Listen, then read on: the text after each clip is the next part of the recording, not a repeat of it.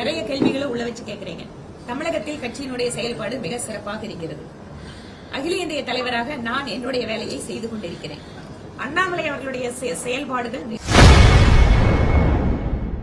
தமிழக பாஜக மாநில தலைவர் அண்ணாமலை பதவி பறிக்கப்பட உள்ளதாக வெளியான தகவல் குறித்து அக்கட்சி எம்எல்ஏ வானதி சீனிவாசன் பதிலளித்துள்ளார்.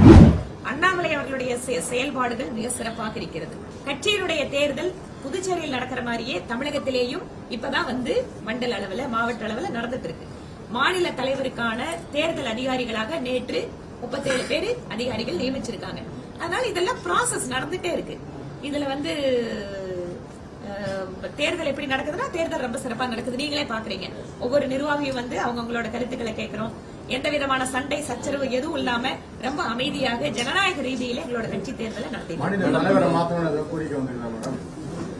மாநில தலைவர் மாத்தினா இப்ப தேர்தலில் நாடாளுமன்ற தேர்தலில் தோல்வி நிறைய பேர் மாநில தலைவர் மாற்றணும் சொல்லிருந்தாங்க. நிர்வாகி தான் சொல்லியிருந்தாங்க. நான் இல்ல தமிழ்நாடு இல்ல புதுச்சேரி தான் சொல்றேன்.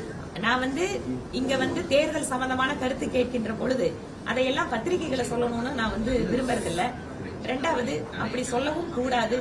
நான் என்னுடைய கவனத்திற்கு வரக்கூடிய தகவல்களை கட்சியினுடைய தலைமைக்கு தெரிவிப்பது அப்படிங்கறதா என்னோட நன்றி.